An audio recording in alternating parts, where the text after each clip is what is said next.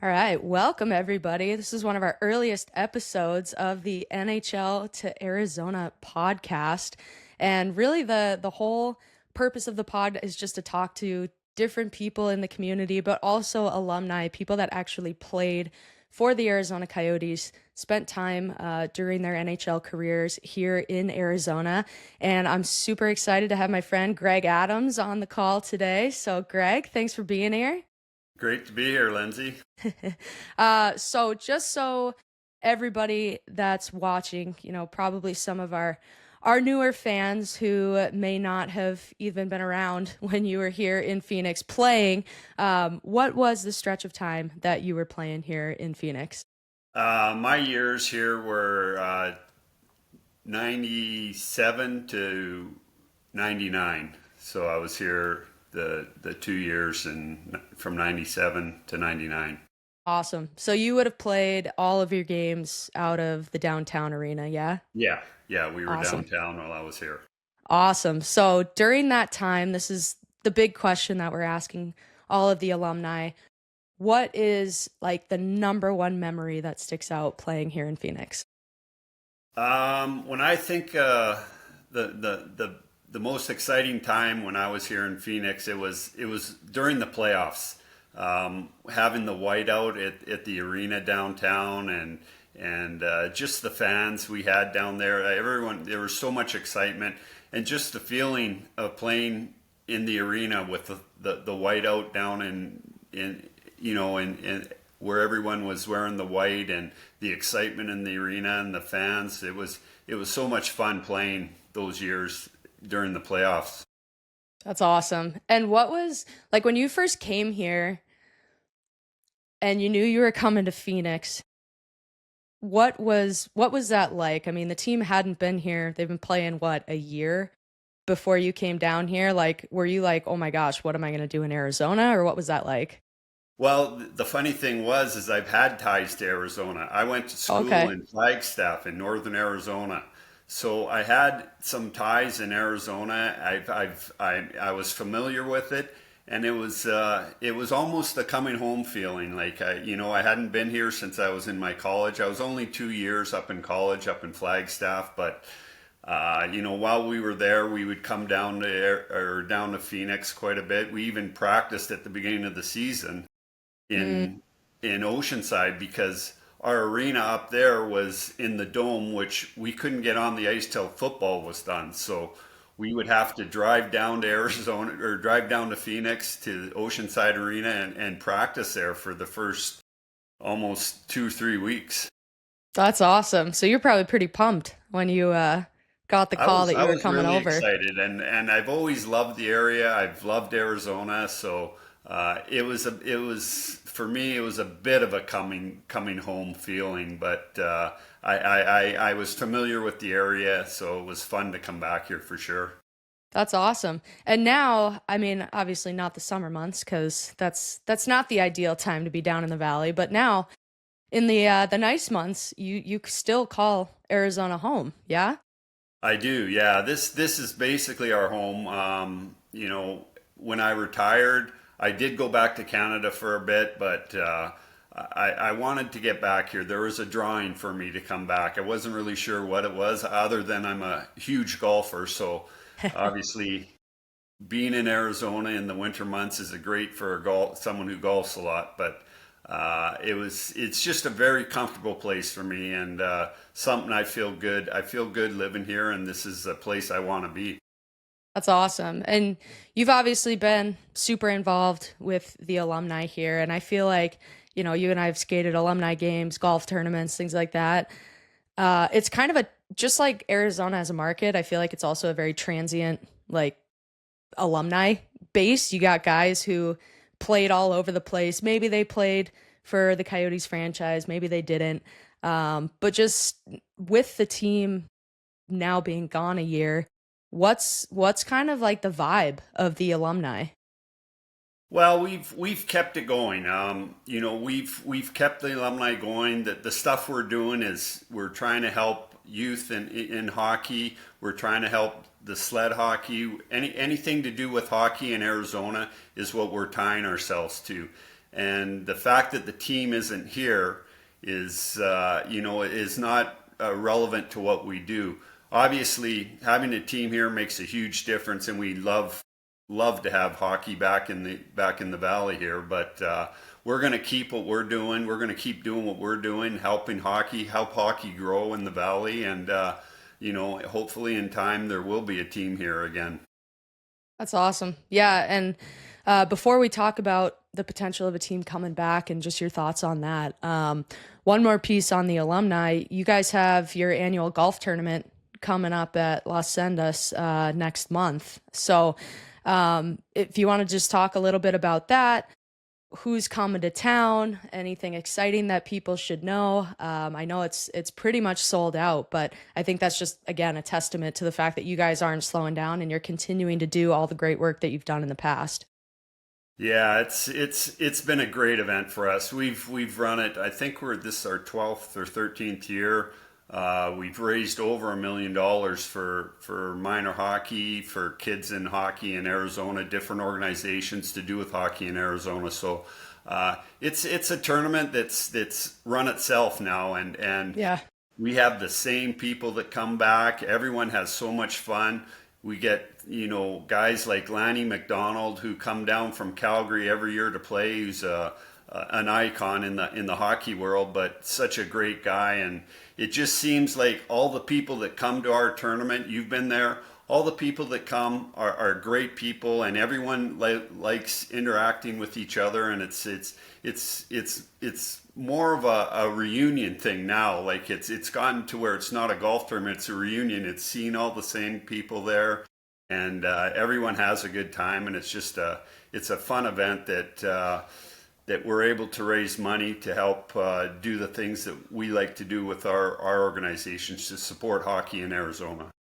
Well, I think that's fantastic. And I think it's just a testament to you guys that have chosen to. I know there's alumni that fly in from all over the place for it, but for the core group of you guys that have chosen to make Arizona your home, I certainly always feel that driving force behind it all, that you guys want to be here for a reason. You want to see the kids that are playing hockey here thrive, and you want to see it continue to grow, which is fantastic. So, on that note, let's look forward. Obviously, there was the recent announcement that Andrea Doan, who I'm sure you know pretty well, is going to be chairing this committee that Tom Galvin has put together, and really what their focus is going to be is trying to get an owner, trying to get an arena all squared away. And then for us on the Matt Shot Arizona Hockey Legacy Foundation side of things, we're going to be really, really heavily focused on this, engaging with the community, engaging with people, and doing what we can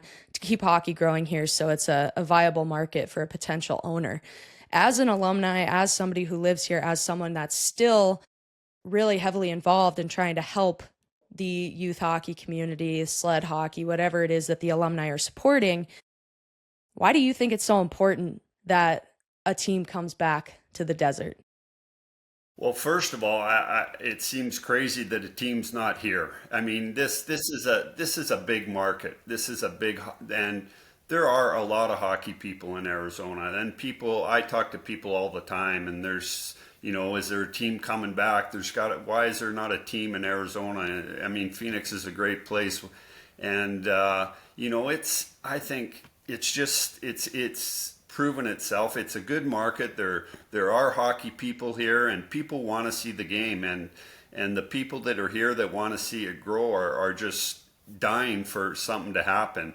I have a hard time understanding how it's not worked in the past, because it really should have, and I think if it's done the right way that it will. And people like I said, there's enough people here that want to see hockey and want to see it grow in the valley. And I mean, just the kids alone, to help them too, to have an NHL team here would be amazing for them. And they need role models, and they need to see the game in Arizona and know that they can go to a game when they want to. And hopefully that soon enough something will happen with that. Yeah, absolutely. And I think, obviously you've been around the game a long time and played for different teams and saw the impact in the community that an NHL team has. I think that's the biggest thing, obviously, for people like me who worked in that department, very focused on trying to grow the game, trying to engage with the community, whether they ever hop on the ice or not. I mean, even just getting to hold a stick in their hands during their PE class or at their after school program. I mean, those little touch points go such a long way. And obviously there is still good hockey to watch in Arizona. I mean, we're not taking anything away from, you got the Roadrunners still in Tucson. You've got the NCAA D1 team with ASU. You've got all the club teams. There's certainly still hockey to be seen here. But as far as just that reach that an NHL organization has, it's really, really hard to replicate that. I mean, I can speak to it. Like, we're trying to do it to the best we can in the youth space, but it's hard. And not having those players to be able to go out and engage with the kids, engage with the community, it really does make a difference. So I think you're spot on there, and hopefully we can keep pushing. I think my last question, I say that we'll probably have more, but one of my questions is just building off of that. I mean, when you look at your career and you look at the different places that you played, was there a particular market that you felt did a really, really good job engaging with the community and engaging with the fans? Well, I was just going to mention, I also went to Dallas very early on at their start.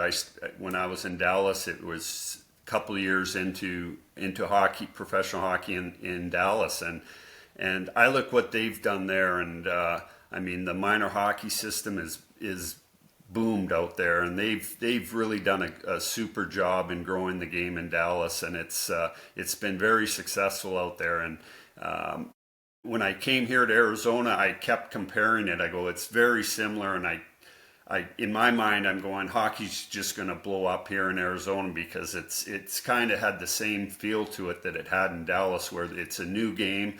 People are excited about it. It was fun, and people were getting involved, and I don't know how it went the other way or what happened, but at the start it had the same feel to it, and I just expected it to be like it was in Dallas, and that's one of the cities that really grew the game fast, and people really caught on to it and fell in love with it there, and now they got a very strong organization.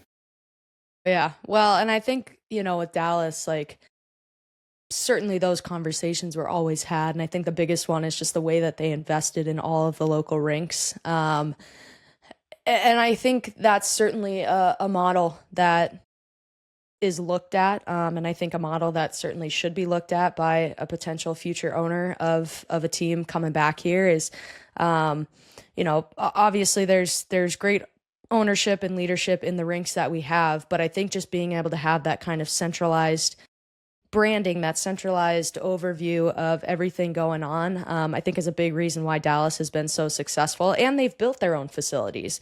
So I think those are all the things that, I know talking to Shane, it's something that he was really passionate about at one point in time, is we got to keep putting our stake in the ground that, like, we want to be here, and you do that by putting up the facilities and making sure that they can be successful and thrive and all of those things. So we'll see what a future ownership group does. What I will say is the owners of all the rinks right now, I mean, they are crushing it, and they're not backing down. I mean, we just saw what happened at Arcadia. It's now the oldest facility in the state, and during one of our massive monsoons recently, the roof basically just tore off the top of it.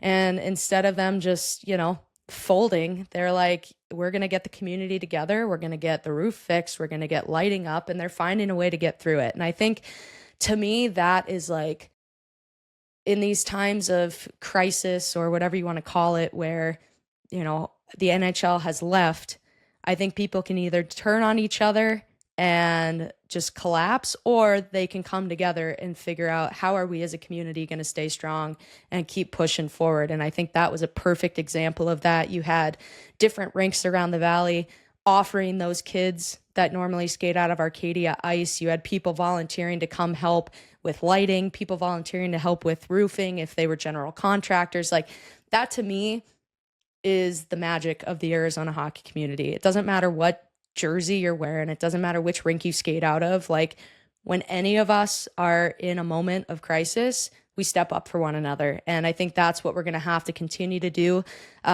During the interim, I believe wholeheartedly, as I'm sure you do, like, we will get a team back. When that's going to happen, I don't know, but we're going to keep Right. pushing. And I think in the meantime, in that interim, the key is to make sure whether you're a youth player, a parent, a rink owner, a Zamboni driver, an NHL alumni, like, everybody's got to be pulling the rope in the same direction. And if we do that, hopefully good things will come. I agree 100%, and I gotta take my hat off to you, Lindsay. I mean, you're one of the people spearheading that, and you've been doing an awesome job in keeping the dream alive for all the people that want it back. So thank you. Well, I appreciate that, Gussie, and you know, it's a team effort, just like our sport. It's a team Yeah. game, and we might be on the penalty kill right now, but we're gonna get through it. We're gonna get through it. We're gonna kill it off. So, anything else that you wanted to say to the fans that are watching this and hoping that we eventually conquer our mission of getting a team back here? Yeah, I mean, you just said it all. It's all of us pulling together and everyone believing in it and doing what they can to make it happen. I mean, we all have different skills and different abilities to further this and to make it happen. So we got to just be diligent about it and hope that things turn out the way we want them to. And I believe they will as well. Absolutely. All right, Greg. Well, I so appreciate you taking the time to do this. It's a we're early in the process, and getting passionate guys like you who not only loved your time here as a player, but now love your time here just because you love the Valley. I think it's so special, and really, really appreciate you hopping on. Well, thanks, Lindsay. Awesome. Great talking to you.